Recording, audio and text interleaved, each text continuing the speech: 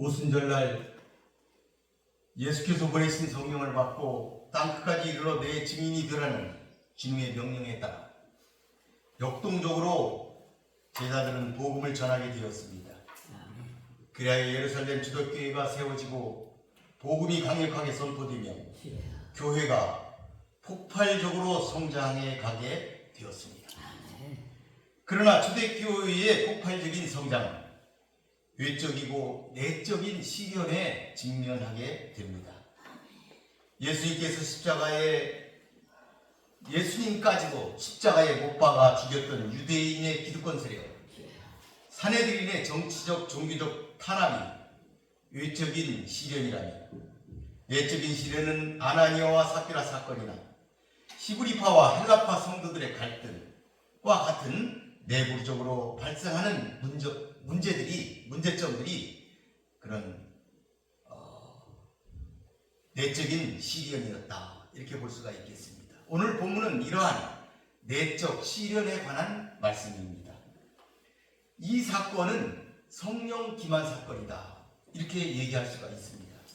그 배경을 간략하게 설명하자면 예루살렘 초대교회는 하나님의 큰 은혜 속에서 성도들이 서로 유무상통하는 아름다운 공동체를 형성해 가고 있었습니다.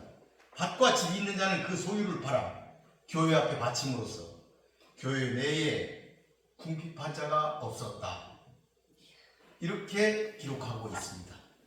바나바와 같은 사람은 모범적인 구제로서 교회에 큰 덕을 세웠습니다. 이런 와중에 아나니아와 삽비라 부부 역시 그 소유를 팔아 교회에 바쳤습니다. 그러나 그들은 그 소유의 얼마를 감추고서 마치 전부를 드리는 것처럼 거짓말을 하였던 것이지요. 이에 사도 베드로가 이들 부부의 거짓을 책망하자 이들 부부가 차례로 죽음을 당하게 된 것, 이것이 성령 기반 사건의 간략한 내용입니다. 이제 본문을 한번 살펴보도록 하겠습니다. 1절 2절에 보니까 아나니아와 삽비라, 그들이 소유를 팔아서 얼마를 감추고 근데 그것을 그 아내가 알았더라, 이렇게 얘기를 하고 있어요. 그것을 사도들의 발 앞에 두었다.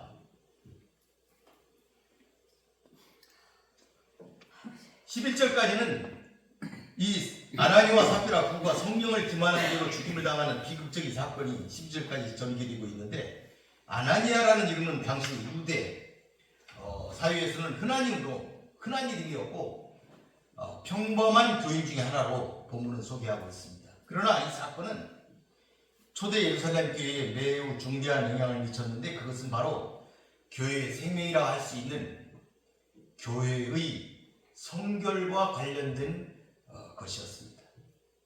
예루살렘 교회는 이제 막 태동하는 단계에 있었고 새로운 시대를 여는 신약 교회의 시작이었다는 점에서 교회는 하나님 앞에 가장 성결하고 순수해야만 하였습니다. 그런 의미에서 교회의 역사 초기 아나니아와 삽비라 부부 사건은 교회의 근본을 무너뜨릴 수 있었기 때문에 엄중한 하나님의 심판이 뒤따랐고, 뿐만 아니라 본서는 이를 상세히 기록하고 있는 것입니다. 그래서 이 본 사건은 바나바의 정직한 행위와 아나니아의 부정함을 선명하게 대비하여 드러내고 있습니다. 그래서 그의 비참한 결과를 보여줌으로써 하나님께서 이제 막 개동한 예루살렘 교회를 순수하게 정화시키고자 하는 그런 의도를 잘 나타내 보여주고 있습니다. 아나니아와 삽비라 부부가 처분한 땅은 그의 전 재산이 아니라 그의 재산 중에 일부 토지만을 가리키는 것이었지요. 그래서 교회에 헌금하려고 자신의 토지를 판다는 것은 어쨌든 칭찬할 만한 일이었습니다. 특히 본문에는 그 소유를 팔아 이렇게 얘기를 했는데, 이 팔다는 동사는 어느 누구의 강요도 없이 자신의 결정에 의해서 자발적으로 온 행동이었다는 그러한 시제를 품고 있습니다. 능동태로서. 그 다음에 이 감춘다, 이것도 그의 범죄 행위를 나타내는 말인데, 이 감춘다는 단어는 구약시대 아간이 그 온전한 하나님의 물건을 훔친 것, 그것을 감춘 것, 이때 쓰인 단어로 똑같은 단어가 쓰였다고 주석은 말하고 있습니다. 그래서 이러한 점에서 이 본문은 아나니아의 행위를 하나님의 엄한 명령을 어기고 다른 사람의, 다른 자의 물건을 훔친 것과 같은 범죄 행위로 성경은 기록하고 있는 것이죠. 사실 아나니아가 감춘 것은 자기 소유의 땅값 얼마였지만 그의 잘못은 사도들 발 앞에 둔 것이 전부라고 속인 데 있었습니다. 그런데 그가 숨긴 것이 하나님의 것을 훔친 결과가 된 것임을 동시에 이 동사의 사용을 통하여서 우리는 알 수가 있는 것입니다. 이런 거짓 행동을 볼 때 아나니아는 자신을 희생하면서 교회에 유익을 주려는 것이 아니라 남들의 눈에 보이는 선행을 통해서 많은 사람으로부터 칭찬과 영광을 받으려는 것으로 볼 수밖에 없는 가증스러운 일이었다. 이렇게 볼 수가 있습니다. 이 사건을 통해서 우리는 하나님이 이런 행위를 싫어하신다는 것을 우리는 분명하게 깨우쳐 할 수가 있는 것이죠. 또한 그 아내도 알더라. 이렇게 성경이 기록했어요. 이걸 볼 때 삽비라가 그것을 묵이나 동의한 것으로 볼 수가 있지요. 즉 삽비라는 그의 남편과 함께 공모자가 되었고 남편의 의도를 완전히 알고 있었다는 의미가 본문 속에 분명하게 기록되어 있습니다. 남편이 성령을 거스려 행할 때 아내된 자로 잘못을 지적해주고 죄에서 돌이키도록 하는 것이 당연한데도 오히려 그의 동조함으로써 아내된 자의 도리를 바로 하지 못했다 하는 것을 우리가 알 수가 있겠습니다. 당시 초대교회는 제사를 강제적으로 바치도록 요구하지도 않았지만 아나니아가 일부를 숨기면서 그것을 전부인 양 속인 것은 바나바의 경우처럼 자신의 전부를 바친 자가 교회로부터 받게 되는 영예를 얻기 위한 것이다. 이렇게 볼 수밖에 없는 것이었습니다. 그러나 이것은 하나님을 속이고 하나님을 조롱하는 패역한 행위였습니다. 그는 차라리 하나님께 헌금하지 않았더라면 오히려 더 좋았을 뻔했던 그러한 인물들이었습니다. 3절 4절에 보니까 베드로가 이를 알았어요. 아나니아야 어찌하여 사탄이 내 마음에 가득하여 내가 성령을 속이고 땅값 얼마를 감추었느냐. 땅이 그대로 있을 때는 내 땅이 아니며 판 후에도 내 마음대로 할 수가 없더냐. 어찌하여 이 일을 내 마음에 두었느냐. 사람에게 거짓말한 것이 아니오 하나님께로다. 이렇게 베드로가 책망을 했어요. 실제로 원어 성경이 보여주고 있는 단어 배열은 아나니아가 사탄으로 그의 마음이 가득 차 있으므로 결과적으로 이런 일이 일어났다. 이렇게 원어 성경의 그 단어 배열은 이런 식으로 되어 있어요. 즉 사탄이 아나니아의 마음에 가득 차 있었기 때문에 그 결과로서 성령을 속이게 되고 땅값 얼마를 감추게 되었음을 강조적으로 보여주고 있는 그런 문장입니다. 사탄이 그 속에 들어간 직후에 예수를 배반한 다른 유다의 경우와 유사하게 아나니아도 사탄의 지배를 받아 이러한 범죄를 저지르게 되었던 것입니다. 그러니까 아나니아가 범죄를 저지르는 것과 가룟 유다가 범죄를 저지르게 된 것, 이거 둘 다 그 마음에 사탄이 가득 차 있었다 하는 것이죠. 사실 그 땅의 모든 결정권, 그 땅을 파는 것, 또 교회에 헌금하는 것, 이 모든 결정권은 아나니아 자신에게 있는 것인데 아나니아는 이 권세를 올바로 사용하지 못하고 그것을 거짓으로 바꾸어 버린 데 그의 잘못이 있었지요. 다시 말해서 그 판 액수를 속인 거짓을 그의 마음에 둔 것은 그가 재산을 올바르게 사용할 수 있는 그 자기만의 그 권리를 포기하고 그걸 사탄에게 내어주게 되었음을 본문은 가르치고 있는 것입니다. 자신에게 속해 있는 이 재산을 하나님께 귀하게 바칠 수 있었음에도 불구하고 아나니아는 이 권세를 사탄에게 내어줌으로써 그 안에 거짓을 두고 마는 것입니다. 따라서 아나니아와 삽비라가 가진 거짓은 재산을 다 드리지 않고 일부만 드린 데 있는 것이 아니었어요. 그 일부로 전체를 속인 데 있는 것이었습니다. 그리고 이러한 기만 행위는 사람뿐만이 아니라 결국 하나님을 속인 행위였습니다. 영적으로 둔감했던 아나니아와 삽비라, 그들은 자신들의 행위가 갖는 이러한 심각성을 전혀 인식하지 못했던 것이었습니다. 5절에 보니까 아나니아가 이 말을 듣고 엎드려져 혼이 떠났다. 이 일을 듣는 사람이 다 크게 두려워하였다. 젊은 사람들이 시신을 메고 나가 장사했다. 이렇게 5절 6절을 기록하고 있어요. 아나니아는 자신이 드리는 헌금을 베드로가 아무것도 모르고 기쁘게 받으며 칭찬하여 줄 것으로 생각했을 것입니다. 그러나 아나니아 생각과는 달리 하나님께서 주신 영적 지혜로 그의 중심을 꿰뚫고 있는 베드로 사도는 아나니아의 거짓에 관해 모든 진실을 지적하여 말을 하였습니다. 아나니아는 그 순간 두려움과 심한 충격에 빠져 죽었다고 볼 수가 있습니다. 그러나 어떠한 방법으로 죽게 되었든지 이는 그의 아내 삽비라의 죽음과 더불어 하나님의 즉각적 심판으로 우리는 이해하여야 한다는 점입니다. 이 사건은 물론 아나니아가 예기치 못한 베드로의 지적으로 충격을 받아 쓰러진 것을 말하지만 혼이 떠났다. 이 표현 속에는 이미 망하게 되었다는 의미를 그 속에 가지고 있다. 왜냐하면 이 표현, 혼이 떠났다, 이 표현은 단순한 일상적인 죽음이 아니라 항상 하나님의 심판에 따른 형벌로서의 죽음을 가리킬 때 사용되었기 때문입니다. 따라서 아나니아의 죽음이 심한 충격을 받아 죽은 단순한 죽음이 아니라 하나님의 심판에 따른 형벌로서의 죽음임을 다시 한번 본문은 강조하고 있는 것이죠. 당시 이 사건을 목도하거나 전해들은 모든 사람들이 모두 이를 하나님의 심판에 의한 죽음으로 인정하였기 때문에 하나님께 대한 경외심을 그들은 가질 수가 있었어요.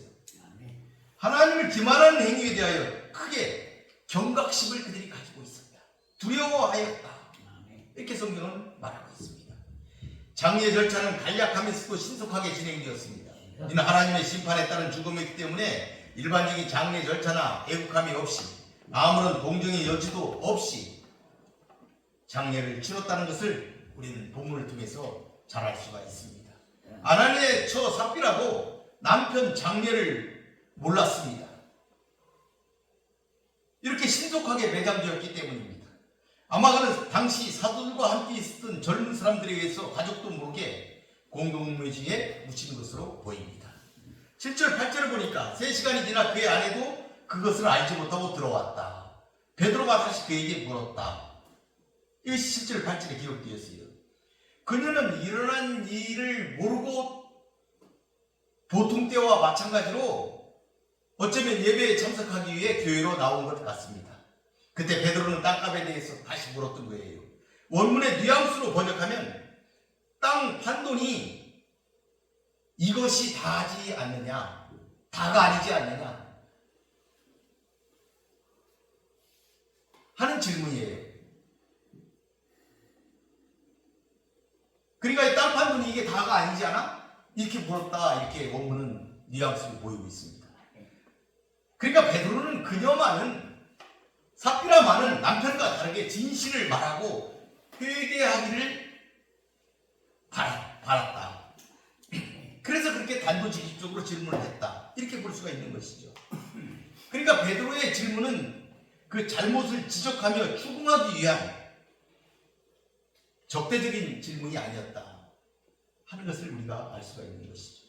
그런데 삽비라는 베드로 질문에 주저없이 아무런 주저함도 없이 확증하는 태도로 대답을 하였습니다.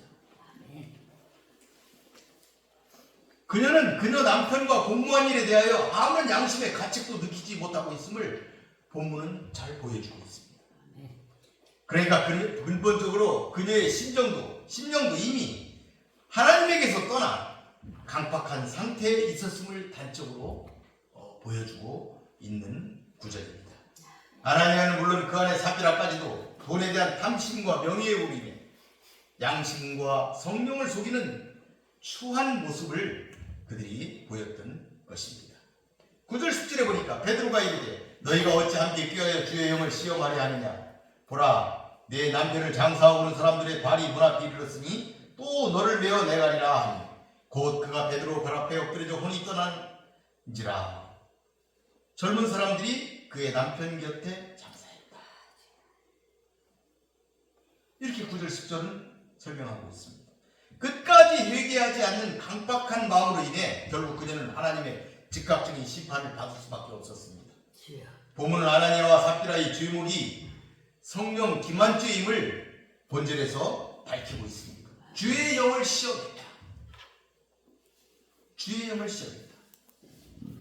따라서 본문에서 아나니아와 삽비라가 주의 영을 시험하였다는 것은 모든 사람의 생각을 아시고 모든 역사를 주관하고 계시는 주의 영을 근본적으로 불신한 채 그를 속이며 하나님의 완전성에 도전하고 있는 것을 가리키는 말입니다. 다시 말해 이들이 주의 영을 시험했다는 것은 하나님께 대한 근본적인 불신과 폐역을 저질렀음을 본문은 말하고 있는 것이죠. 어쩌면 삽비라의 죄는 아나니아의 죄보다 더 크다고 할 수가 있겠습니다. 아나니아는 진실을 말할 기회가 주어지지 않은 채 하나님의 심판이 진행되었지만 삽비라는 진실을 말하고 회개할 수 있는 기회가 주어졌음에도 불구하고 강팍한 마음으로 회개하지 않음으로써 심판을 당하고 만 것입니다. 성령을 속인 자들에 대한 하나님의 즉각적인 이 심판은 하나님께서 성령을 속이는 행위를 얼마나 미워하는지, 더불어 성령이 얼마나 강력하게 초대의 교회 안에서 역사하고 있었는지를 우리는 본 사건을 통하여 잘 알 수가 있습니다. 아나니아와 삽비라의 불행은 그 누구의 애도도 받지 못한 죄인의 비참한 죽음이었다. 그들은 초대교회의 역동적인 성령의 사역을 목격하고 한때 교회의 일원이었으나 이처럼 비참한 최후를 맞고 말았습니다. 성도는 하나님이 주신 자유의지로 그가 가진 자유로 죄를 범하는 어리석음을 피해야 하겠습니다. 성도들은 자신이 교회의 일원이라는 점에서 안심해서는 안 됩니다. 히브리서 기자는 우리에게 이러한 사실을 일깨워주고 있습니다. 한 번 비춤을 얻고 하늘의 은사를 맛보고 성령에 참여한 바 되고 하나님의 선한 말씀과 내세의 능력을 맛보고 타락한 자들은 다시 새롭게 하여 회개케 할 수 없다. 히브리서 6장에 기록되어 있습니다. 우리는 대적 마귀가 오는 사자같이 두루 다니며 삼킬 자를 찾는다는 베드로전서 5장의 말씀을 잊지 말고 항상 깨어 근신하여야 하겠습니다. 마지막 절에 보니까 온 교회와 이 일을 듣는 사람들이 다 크게 두려워하였다. 이 본문을 다시 번역하면 큰 두려움이 온 교회 위에 임했다. 이런 말씀입니다. 아나니아와 삽비라 사건을 전해들은 사람들과 교회가 그 일로 인해 큰 두려움을 갖게 되었다는 기록입니다. 여기서 처음으로 교회라는 용어가 사도행전에서 등장하고 있습니다. 이 교회는 헬라어입니다. 70인역에서 구약 선민으로서 하나님의 선택받은 민족인 이스라엘 백성의 모임을 가리키는 히브리어 카할을 70인역에서 번역할 때 에클레시아로 번역을 했습니다. 교회로 번역을 했죠. 이때 70인역에서 교회, 에클레시아가 사용되었는데 이 단어를 초대교회가 일반인과 구별된 신약 선민, 하나님 백성들의 모임을 가리키는 단어로 사용하였습니다. 그래서 이런 교회라는 단어가 지금 사도행전에서 처음으로 등장하고 있는 것이죠. 본문에서 이처럼 예루살렘 성도들 전체를 가리키는 교회라는 용어를 처음으로 사용하면서까지 이런 교회라는 용어를 하나님 백성들의 모임이라는 이 단어를 사용하면서까지 아나니아와 삽비라 사건을 소개하고 있는 것은 이 사건이 당시 초대교회 전체에 매우 큰 영향을 미치게 되었다 하는 것을 나타낸다, 이렇게 볼 수가 있겠습니다. 이 사건을 통하여 이제 막 대동한 예루살렘 교회는 하나님을 두려워하는 가운데 그들의 영적 순교를 지킬 수가 있었던 것입니다. 이 사건을 통하여 온 교회가 두려워했다. 하나님을 두려워했다. 하나님을 두려운 마음으로 섬겼다. 하는 것을 우리가 알 수가 있겠습니다. 우리도 하나님 앞에서 하나님을 두려워하는 마음으로 살아야 하겠습니다. 예루살렘 교회는 신약교회의 시작이었을 뿐만 아니라 앞으로 세워질 모든 교회의 모태가 되었다는 점에서 순수하게 지켜져야만 했고, 따라서 아나니아와 삽비라 사건은 이에 대한 중대한 교훈이 되었음이 본질에서 드러나고 있습니다. 그러니까 앞으로 세워질 교회에서 어떻게 해야만 할 것인가, 이것을 가르쳐주는 나침판이었다. 그러니까 교회가 앞으로 수많은 교회가 세워질 텐데, 오늘날에도 수많은 교회가 세워지고 교회 안에서 많은 일들이 나타날 텐데, 교회가 이런 일들을 어떻게 처리해야 할 것인가 하는 것에 대한 지침의 성격을 가지고 있다, 이렇게 볼 수가 있는 것이지요. 또한 왜 아나니아와 삽비라가 이처럼 끔찍하면서도 즉각적인 심판을 받았는지에 대한 대답도 자연스럽게 거기에서 나오게 되는 것입니다. 그것은 새롭게 시작된 앞으로 나타나게 될 교회의 모태로서의 순수성, 교회의 순수성을 지키기 위한 것이었다 하는 것입니다. 이 사건을 통해 교회는 교회의 순수성을 해치는 어떠한 악에 대해서도 하나님은 용서하지 않는다는 사실을 뼈저리게 느껴야 한다 하는 것입니다. 우리는 두려워하는 마음으로 하나님 앞에 있다는 신전의식으로 고람되오의 삶을 살아야 할 것입니다. 말씀을 한번 정리해 보겠습니다. 우리가 이 사건을 제대로 이해하지 못하면 자칫 하나님께서 그만한 죄로 얼마든지 일어날 수 있는 일인데, 오늘날 같으면 어떻게 아나니아와 삽비라 부부를 너무 혹독하게 심판하신 것이 아닌가, 이렇게 말하기가 쉽습니다. 또한 그 과정이야 어찌했든 교회를 위해 봉사했던 두 사람이 갑작스럽게 죽음을 당했다는 것은 성도들에게 큰 혼란을 줄 수 있는 일이기 때문입니다. 그래서 이 사건은 구약의 아간 사건과 대비가 됩니다. 아간 사건이 무엇입니까? 여리고성 정벌을 하나님의 은혜로 마쳤습니다. 큰 성이었습니다. 그리고 이제 작은 성 아이성을 칠 때 2,000명만 올라가서 치겠다 할 때 3,000명이 올라갔습니다. 그러니까 작은 성이었어요. 그냥 건드리면 떨어질 줄 알았어요. 근데 거기에서 패배를 하고 납니다. 그때 이스라엘 백성들이 부르짖었어요. 어찌해서 이런 일이 일어났는가? 그때 하나님께서 여리고성을 칠 때 하나님이 주신 명령이 있어요. 이 성에 있는 모든 것을 온전히 바쳐라. 다 내 것이다, 이렇게 얘기했어요. 다 바쳐라. 다 바치도록 했어요. 그리고 손대지 마라.